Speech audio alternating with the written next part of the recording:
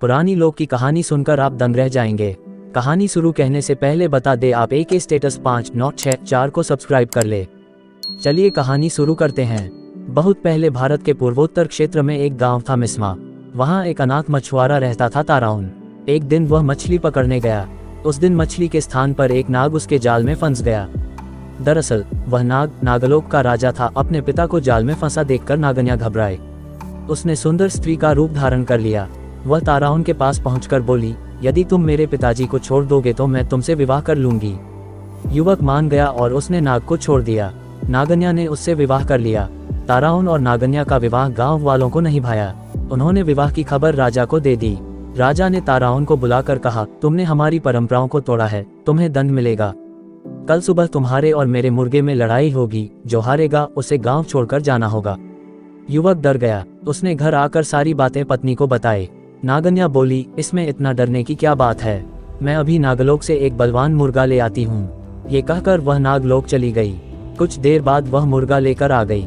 दूसरे दिन राजा और युवक के मुर्गे आपस में भिड़ गए। नागलोक का मुर्गा अधिक बलवान था, इसलिए राजा का मुर्गा हार गया। परंतु वह बोला, ताराउन, इससे फैसला नहीं हो पाया है, अतः कल सुबह जो टोकरी नदी को उल्टी दिशा में बहा देगा वही विजयी होगा। ताराउन के लिए लोहित नदी के बहाव को उल्टी दिशा में मोड़ना असंभव था। उसने यह बात नागन्या को बताई। उसने पति को ढांढस बंधाया, डरो नहीं, मेरे पिताजी तुम्हारी मदद करेंगे। वह अपने पिताजी के पास गई। नागन्या ने अपने पति की परेशानी बताई। पिता ने उसे सुंदर टोकरी दी। कहा, टोकरी को नदी में डालते ही धारा उल्टी दिशा में बहने लगेगी। नागन्या अपने घर पहुंची। उसने ताराउन को सारी बातें बता दी। ताराउन ने टोकरी नदी में डुबो दी। इस पर तुरंत नदी का बहाव उल्टकर राजा के महल तक पहुंच गया। ताराउन खुशी से झूम उठा। वह राजा से बोला, राजन, मैं जीत गया हूँ। शर्त के अनुसार आपको ये गांव छोड़कर चले जाना चाहिए। राजा कहाँ हार मानने वाला था।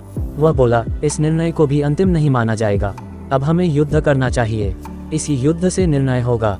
ताराउन भागा भागा अपनी पत्नी के पास पहुंचा और सारी बातें बताईं। राजा के पास बड़ी फौज थी, परंतु ताराउन तो अकेला था। नागन्या उसकी परेशानी सुनकर फिर नागलोक में पहुंची। वहां से वह सोने का ढोल और उसे बजाने की छड़ी ले आई। सुबह राजा अपनी फौज के साथ लड़ाई के लिए आया। ताराउन पहले से ही तैयार था। राजा और फौज को देखकर नागन्या ढोल बजाने लगी। ढोल की धम धम सुनकर वृक्ष, जानवर, घास पत्ते आदि नाचने लगे। राजा और सैनिक भी हथियार फेंककर झूमने लगे। अब ताराउन और उसकी पत्नी नागन्या गांव के राजा रानी बन गए। आज भी अरुणाचल के वंशज ताराउन जनजाति के नाम से जाने जाते हैं।